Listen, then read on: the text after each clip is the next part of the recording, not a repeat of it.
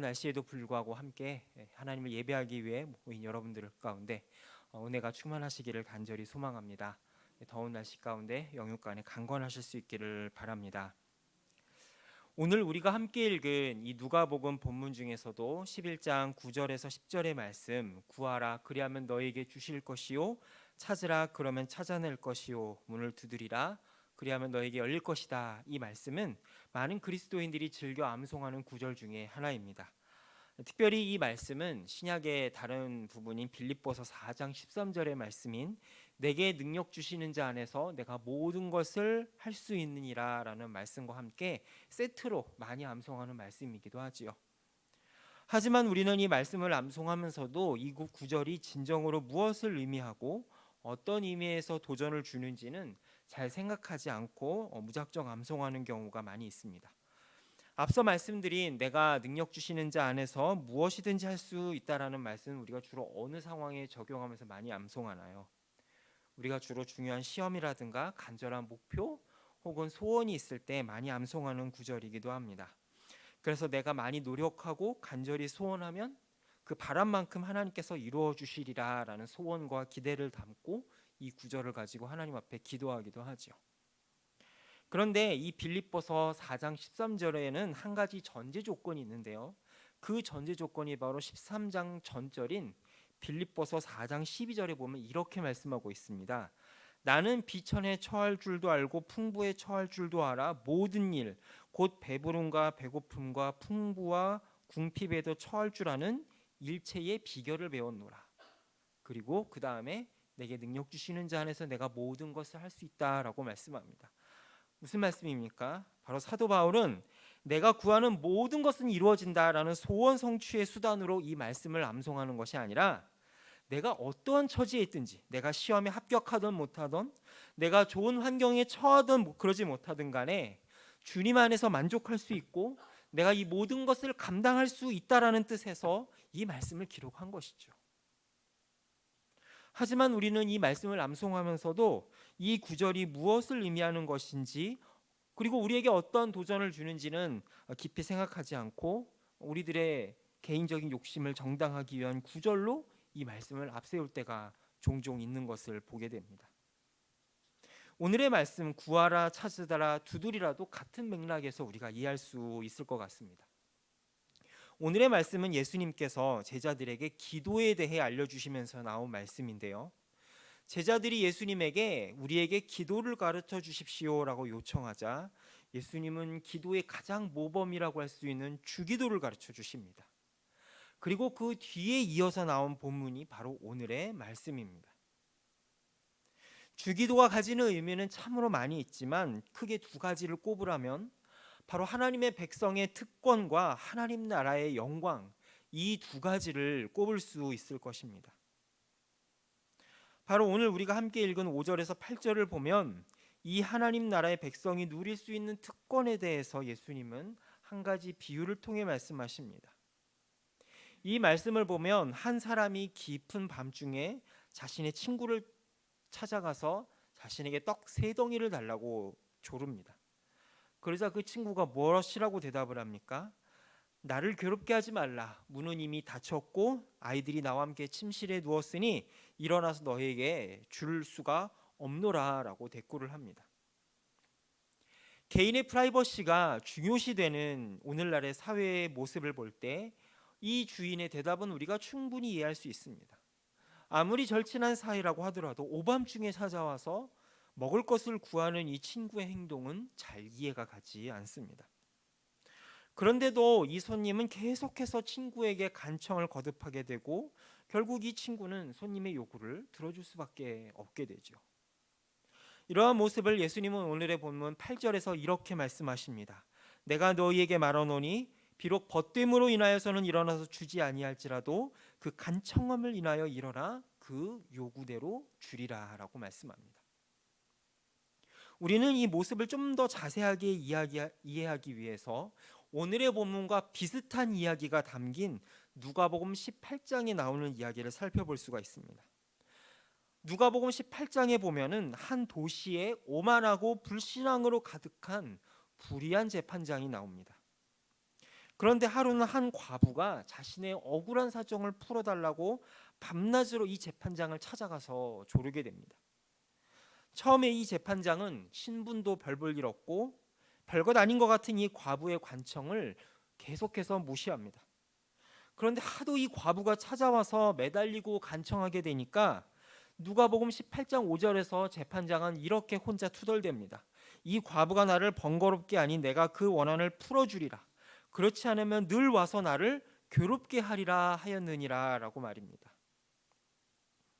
이 누가복음 18장에 나오는 불의한 재판장과 오늘의 본문 11장에 나오는 친구의 부탁을 거절하는 이 집주인의 모습이 같은 맥락에서 등장하고 있는 것이죠.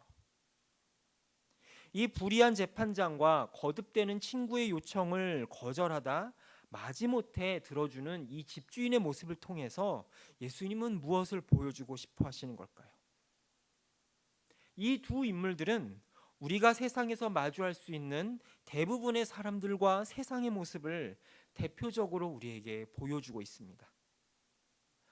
아무리 친구가 소중하고 그 부탁이 간절하다 하도 부탁하는 사람이 아쉬운 법이지 들어주는 사람은 내 이야기가 아닌 법입니다. 따라서 그 이야기가 내게 별로 도움이 되지 않고 이익이 되지 않으면 안 들어줘도 그만입니다. 재판장은 어떻습니까? 재판장은 공정하게 재판하고 어떠한 경우라도 법의 공정하고 엄격한 잣대에 의해서 판단하는 것이 원칙입니다. 그러나 세상의 실상은 어떻습니까? 유전무죄, 무전유죄라고 하는 말이 있을 정도로 실상 세상의 법정의 판결은 돈과 재판관과의 친분 여부, 그리고 더 나아가서 권력 관계에 따라서 좌우될 정도로 왜곡되어 있는 것이 오늘 우리가 살아가는 세상의 현실입니다. 우리가 아무리 두드리고 외친다 한들 그들은 결코 선의를 가지고 우리에게 줄 수 있는 대상들이 아니라는 사실을 보여줍니다. 그런데 예수님은 이 뒤틀리고 왜곡된 세상을 대표하는 두 인물을 통하여서 우리가 섬기는 하나님이 얼마나 선하고 아름다우고 공정하며 의롭고 선하신 분인가를 역설적으로 강조하는 본문이 바로 오늘 우리가 읽은 본문인 것입니다. 이 매정한 친구와 부정한 재판관이 전혀 너희들의 의사와 부탁과 의사를 들어줄 의향이 없음에도 불구하고 하도 졸라서 귀찮아서라도 너희의 원한을 풀어주었다면 너희를 향하여 두 팔을 벌리고 언제나 도울 준비가 되어 있으신 하늘아버지께서는 얼마나 너희의 기도와 간구를 소중히 여기고 귀 기울여 들여주시지 않겠느냐라는 사실을 예수님은 대조해서 우리들에게 알려주고 계신 것입니다. 하지만 사람들은 어떻습니까? 사람들은 이러한 하나님을 찾지 않습니다.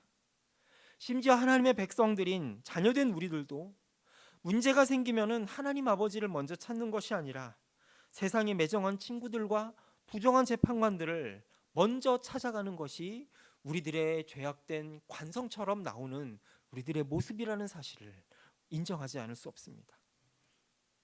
왜 이런 일들이 벌어지는 것일까요? 법은 멀고 주먹은 가깝다라고 하는 말이 있는 것처럼 눈에 보이는 사람과 권력과 돈은 가까운데 하나님은 너무나 멀게 느껴지기 때문입니다. 우리가 구약 성경을 보면 하나님 앞에 나아가는데 수많은 장벽들을 보게 됩니다. 광야의 성막을 보면 어떻습니까? 성막의 성소와 지성소는 제사장만이 들어갈 수 있습니다. 그 중에서도 지성소는 대제사장만이 1년에 한 번 들어갈 수 있는 그런 엄격한 곳이었습니다. 성막에서 솔로몬 성전으로 바뀐 이후에도 이러한 구조는 바뀌지 않았습니다. 유대인의 뜰과 이방인의 구역이 엄격하게 구분이 되어 있어서 이 경계를 지나면 죽음을 면치 못할 것이다 라는 경고문이 그 이방인의 뜰 안에 있었습니다. 이렇게 하나님 앞에 나아가는데 수많은 단계를 거쳐야 하는 이스라엘 백성들은 광야에서 어려움이 닥칠 때마다 우상을 찾고 애굽으로 돌아가려고 했습니다. 그리고 이들이 가나안에 정착한 이후에도 이스라엘 백성들은 어떻습니까? 하나님을 찾는 것이 아니라 다른 우상들을 의지하곤 했습니다. 바알과 아스다롯, 몰렉과 다곤신과 같은 눈에 보이는 다른 우상들이 계속해서 이스라엘 백성들을 유혹했던 것입니다.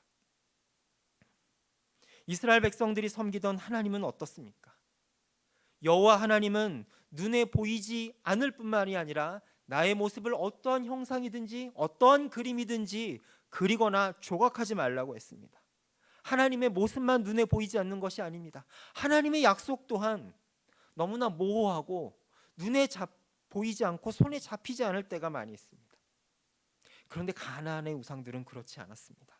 가나안의 우상들은 그 이스라엘 백성들의 가려운 곳을 너무나 잘 긁어주었던 것이죠. 너가 아들을 갖고 싶으냐? 그럼 아들을 갖고 싶으면 이 신한테 기도해라. 너가 풍요로운 풍작을 기대하느냐? 그러면은 바알 신이나 아스다롯한테 기대하면 된다. 네가 풍요로운 어업의 결실을 맺고 바다에 나가서 수많은 고기를 잡고 싶으냐? 그러면 다곤 신한테 빌어라. 그러면은 풍족한 어항량을 물고기를 거둘 수 있을 것이다.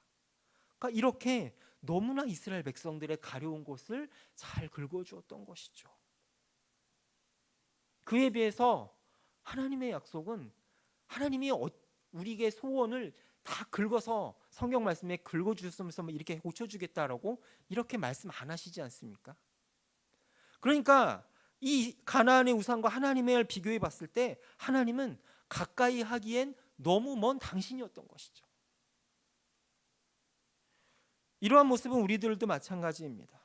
하나님이 아니라 눈에 보이는 사람들과 권력과 돈을 의지하려고 하다가 실패와 좌절의 골짜기를 헤매게 됩니다. 그러다 하다 안 되면 하나님을 찾아가는 것이죠. 이 모든 것들은 하나님이 우리에게 기대하시는 것과 우리가 하나님께 기대하는 것이 맞지 않기 때문에 생기는 오해이고 갈등이라고 할 수 있습니다. 하나님은 우리에게 더 큰 것을 기대하고 우리가 지금에 있는 자리에서 더 성숙한 모습으로 자라기를 기대하는데 우리는 하나님이 원하시는 모습으로 자라고 발전하고 성장하기를 쫓아가는 것이 아니라 눈앞에 달콤한 이득만을 바라고 달려들다가 죄악에 덫에 걸려버릴 때가 얼마나 많은지요. 결국 우리는 하나님과 점점 더 멀어지게 되고 우리의 신앙생활은 점점 형식적으로 되어버리며 알게 모르게 세상의 우상에게 마음을 빼앗겨 버리게 됩니다. 마치 구약의 이스라엘 백성들처럼 말이죠. 그런데 이 거리를 예수님께서 십자가에서 허물어 버리셨습니다. 이러한 사실을 예수님은 요한복음 16장 23절 24절에서 이렇게 말씀합니다. 함께 요한복음 16장 23절과 24절의 말씀을 읽어보겠습니다. 너희가 무엇이든지 아버지께 구하는 것을 내 이름으로 주시리라.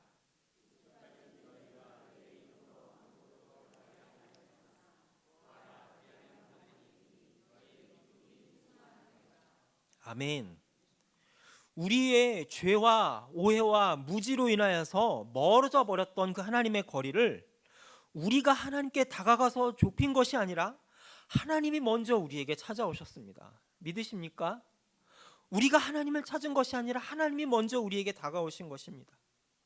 그 대표적인 징표가 바로 예수께서 십자가에 못 박혀 돌아가실 때에 성전의 성소와 지성소를 가리던 휘장을 하나님께서 손수 찢어 없애심으로써 우리를 향한 하나님과의 거리감, 어색함, 그리고 우리와 성부 하나님과의 좁힐 수 없었던 그 어색함을 스스로 없애버리고 하나님께서 우리에게 손을 내미셨습니다. 그럼 우리가 해야 될 일은 무엇일까요? 하나님께서 먼저 내민 이 손을 붙잡는 것, 그것이 바로 믿음이라고 하는 것입니다. 그리고 그것이 바로 예수님께서 우리에게 말씀하신 구하라, 찾으라, 두드리라 라고 명령하신 것을 실천하는 방법입니다. 아무리 친한 사이라도 우리는 오밤중에 불쑥불쑥 친구들에게 찾아갈 수 없습니다. 더욱이 요새처럼 개인주의와 프라이버시가 강조되는 세상에서는 더더욱 그렇습니다. 그런데 하나님은 그러신 분이 아닙니다. 하나님은 졸지도 않으시고 주무시지도 않으며 그 불꽃 같은 눈으로 우리를 기다리고 찾으십니다. 하나님은 더 이상 우리가 가까이 하기에 너무 먼 당신이 아니라는 사실을 보여주기 위해서 당신의 외아들까지도 십자가에 못 박은 분이시기 때문입니다. 사람들은 눈에 보이는 다른 힘 있는 사람이나 세상 권력자들이나 돈이나 우상들이 나에게 필요한 것을 줄 것으로 착각하지만, 실은 눈에 보이지 않는 하나님이 눈에 보이는 세상 그 어떤 것보다도 가장 가까이에서 우리를 돕는 분이시라는 사실을 주님은 우리들에게 몸소 보여주고 알려주십니다. 우리는 기도할 때에 기도의 결과물을 너무 소중하게 생각한 나머지 기도의 응답이 됐느냐 안 됐느냐를 가지고 내 기도가 성공했다 실패했느냐를 판단할 때가 있습니다. 그러나 기도에 있어서는 그보다 더 중요한 것이 있습니다. 그것은 바로 기도의 응답을 통하여서 하나님이 우리를 얼마나 사랑하시는지, 그리고 그 기도의 모든 과정을 통하여서 우리가 하나님과 얼마나 친밀해졌는가를 하나님은 더 귀하게 보신다라는 사실입니다. 이 친밀함이 회복될 때 우리가 구하는 다른 모든 것들이 제자리를 잡아가고 하나님께서 원하시는 대로, 하나님이 보시기에 좋은 대로 응답이 될 줄로 믿습니다. 이러한 사실을 예수님은 오늘 본문 13절에서 이렇게 말씀하십니다. 너희가 악할지라도 좋은 것을 자식에게 줄 줄 알거든 하물며 너희 하늘 아버지께서 구하는 자에게 성령을 주시지 않겠느냐라고 말입니다. 동일한 본문을 기록한 마태복음에서는 너희에게 좋은 것을 주시지 않겠느냐라고 말씀하고 있는데, 이러한 사실을 누가복음에서는 구체적으로 너희에게 성령을 주시지 않겠느냐라고 말씀합니다. 바로 그분과의 친밀함, 기도의 과정을 통해서 누리게 되는 그 하나님과의 모든 교제의 과정이 바로 하나님에게 우리에게 주시고자 하는 가장 귀한 선물이라고 하는 사실이죠. 우리가 주님 앞에 구하고 찾고 두드려야 될 또 하나의 이유가 있습니다. 그 이유는 바로 이 오밤중에 친구의 집을 찾아온 손님의 모습에서 발견할 수 있습니다. 오늘 본문을 보면은 이 사람은 다른 이유가 아니라 자신의 집을 찾아온 손님 대접을 위한 빵이 없으니 그 빵을 달라고 이 친구를 찾아가서 귀찮게 하고 있는 것입니다. 지금 우리의 기준으로는 잘 이해가 가지 않지만 중동 지역은 대부분이 사막이기 때문에 이 사막을 여행하는 여행자의 생명은 그 모처럼 발견한 집에 그 집주인이 손님을 어떻게 대접하느냐에 달려 있습니다. 따라서 손님을 잘 대접하는 것은 이 당시뿐만 아니라 지금도 중동의 굉장히 중요한 의무요 풍습이라는 사실을 우리가 보게 됩니다. 그런데 안타깝게도 그가 두드리고 도움을 구하고 있는 이 세상 친구는 여러 이유로 인해서 그를 도울 수가 없으며 도울 의사도 없습니다. 내 가족이 이미 잠들었다, 문이 닫혔다, 형편이 안 된다 등등 돕지 않을 이유는 만들어내면 100가지, 1000가지도 더 만들어낼 수가 있습니다. 지금 이 친구의 집을 찾아 문을 두드리는 사람은 자기 집에 찾아온 손님을 섬겨야 할 중요한 사명과 의무를 가지고 있는데, 문제는 그 사명을 감당할 능력이 안 되는 딜레마를 갖고 있는 것입니다. 그래서 오죽하면 그 매정한 친구의 집을 오밤중에 두드리지 않으면 안 되는 상황에 이르게 된 것이죠.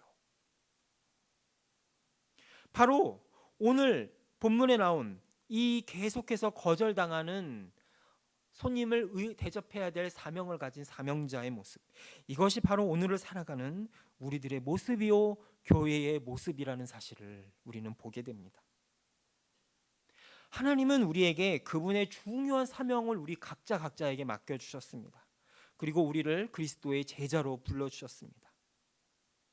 각자가 부름받은 사명의 모습은 달라도 우리는 하나님의 형상을 담도록 우리 자신이 먼저 변화되고, 그리고 그 놀라운 복음의 기쁨을 이웃에게 전하는 삶을 살도록 부름을 받았습니다. 이 부름에 있어서는 우리 모두가 예외가 없다라는 사실을 성경은 분명하게 우리에게 보여주고 있습니다.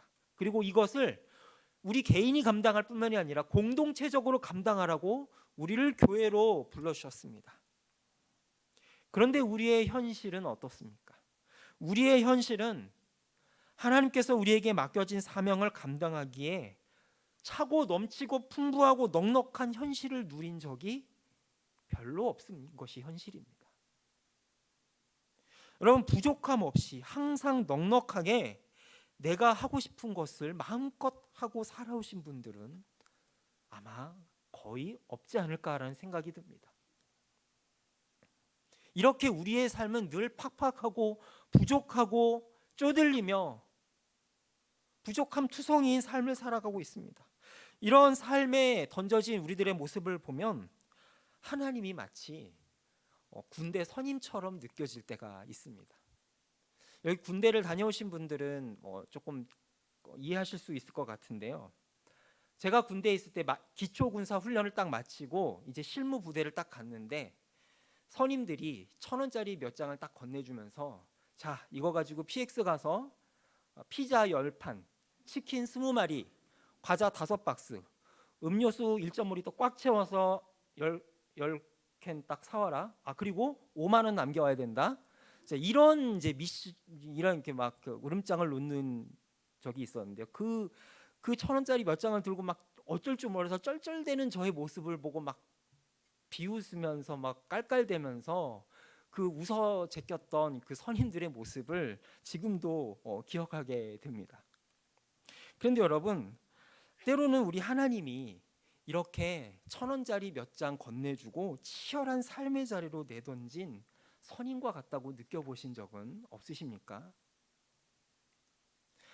하나님은 나를 위한 놀라운 사랑과 계획과 목적과 사명을 갖고 이 땅에 나를 보내셨다고 하는데, 문제는 그 사명을 이룰 넉넉한 자원이 우리에게는 늘 풍족하게 있어 본 적이 별로 없다라고 하는 것입니다. 그래서 우리는 늘 구하고 찾고 두드리지 않으면 안 되는 처지에 있다는 것이 우리들의 모습이라는 것이죠. 왜 하나님은 우리를 이러한 처지로 인도하시는 걸까요? 왜 하나님은 우리를 향한 놀라운 계획과 사명을 가지고 있다고 말씀하시면서 왜 항상 우리를 좀 넉넉하게 풍족하게 해주시지 않고 늘 쪼들리고 부족한 상황 가운데 이렇게 살게 하시는 걸까요? 그것은 우리 하나님께서 우리에게 주시는 사명을 이루는 데 있어서 우리가 그냥 단순한 추종자가 아니라 능동적이고 창조적인 제자요, 하나님의 파트너로 부름을 받았기 때문이라는 사실을 잊지 마시기 바랍니다.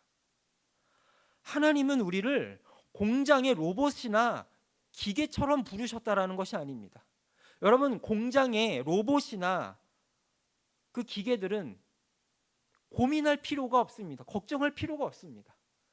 사전에 딱 미리 입력된 프로그램의 값에 따라 가지고 고급되는 부품을 그 프로그램에 의해서 아무 생각 없이 조립해 가지고 내면 그만입니다. 그리고 부품이 없으면 안 하면 그만이죠. 그 로봇이 무슨 고민을 하고 무슨 걱정을 하겠으며 무슨 아이디어를 짜내려고 온갖 힘을 다 쓰겠습니까? 그런데 여러분, 하나님은 우리를 하나님의 뜻을 이루고 하나님의 창조에 동참하는 로봇으로 우리를 부르신 것이 아니라 동역자로 부르셨기 때문입니다. 따라서 우리가 간절히 찾고 구하고 두드리는 모든 과정을 통하여서 하나님은 우리를 하나님과 같은 하나님의 수준으로 만들어낼 수 있는 그분의 동역자로 부르셨다는 사실을 잊지 마시기 바랍니다. 하나님이 다 하실 수 있는데 우리에게 여지를 남겨두신 것이죠. 여러분, 예수님을 생각하시기 바랍니다. 예수님은 말 한마디로 폭풍우도 잠잠케 하시고 떡 5개와 물고기 2마리로 5,000명을 먹이신 말씀 그 자체이신 분이십니다. 그런 예수님도 어떻게 하셨습니까? 매일 이른 아침마다 하나님 앞에 엎드려 구하고 찾고 두드리지 않으면 안 되었습니다. 왜 그렇게 하셨던 걸까요? 예수님이 뭐가 부족해서 그렇게 하셨을까요? 그 이유는 우리가 앞서 나눈 것처럼 우리의 필요를 뛰어넘은 하나님과의 친교와 친밀한 교제를 위함이 그 첫 번째 이유이며, 우리가 이 땅에서 겪는 아픔과 결핍과 갈증을 통하여서 부족함 투성이인 이 세상에서의 인생의 멍에를 우리와 똑같이 짊어지기 위함이 두 번째 이유였습니다. 예수님께서 십자가의 고난을 겪기 이전부터 이미 우리와 똑같이 그분은 버거운 삶의 멍에를 짊어지고 우리와 함께 인생의 골고다길을 오르신 분이라는 사실을 복음서는 우리들에게 보여주고 있습니다. 그렇기 때문에 그 예수님의 뒤를 따르는 우리들 역시 이 세상에서 겪는 결핍과 곤고함과 부족함, 연약함, 그리고 구하고 찾고 두드리지 않으면 안 될 정도로 몰리는 늘 곤고한 이 삶의 모습이 결코 우리에게 손해나 마이너스가 아니고 우리를 이 땅에 예수님과 같은 중보자로 세우기 위한 부르심이라는 사실을 결코 잊지 마시기 바랍니다. 따라서 우리가 하나님 앞에 구하고 찾고 두드리는 이 모든 연약함, 곤고함, 결핍은 결코 수치나 부족함의 상징이 아니라 이 땅에서 하나님의 창조와 구원 사역에 동참하기 위한 영광의 부르심이라는 사실을 주님은 우리들에게 보여주고 계십니다. 그렇기에 구원받은 우리 모두는 사무엘 선지자의 고백처럼 구하고 찾고 두드리는 일을 쉬는 죄를 범해서는 안 될 것입니다. 우리가 부름받은 자리에서 우리는 반드시 하나님의 역할을 대신해야 하기 때문입니다.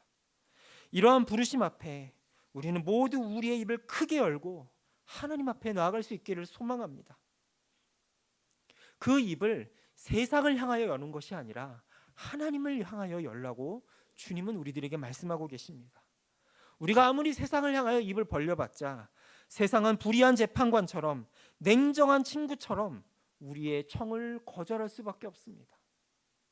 그러나 세상은 그렇게 거절할지라도 하나님께서는 그 모든 것을 채우고도 넘치게 만드시는 분입니다.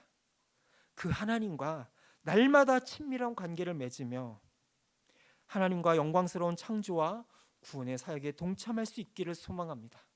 그렇게 할 때에 우리들의 삶은 낮이면 구름기둥, 밤이면 불기둥으로 우리 앞길을 비추시며 이 땅을 밝히는 하나님의 등불이를 체험하며 살아가는 복된 인생들이 될 수 있을 줄로 믿습니다. 기도하겠습니다. 언제나 우리의 기도를 들으시고 응답하시는 하나님 아버지, 이 시간 우리의 모든 것을 아시고 채우시는 하나님의 사랑을 외면한 채 세상으로 달려가 죄 가운데 좌절하고 울부짖는 우리들의 모습을 내려놓습니다. 이 시간 우리의 모습을 불쌍히 여겨주시고 우리의 영원한 공급처 되시고 반석 되신 하나님께 돌아갈 수 있는 새 마음과 새 영을 부어주옵소서.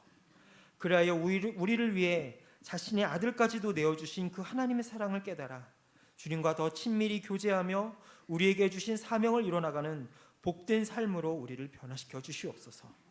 영원한 도움의 반석 되신 예수 그리스도의 이름으로 기도합니다. 아멘.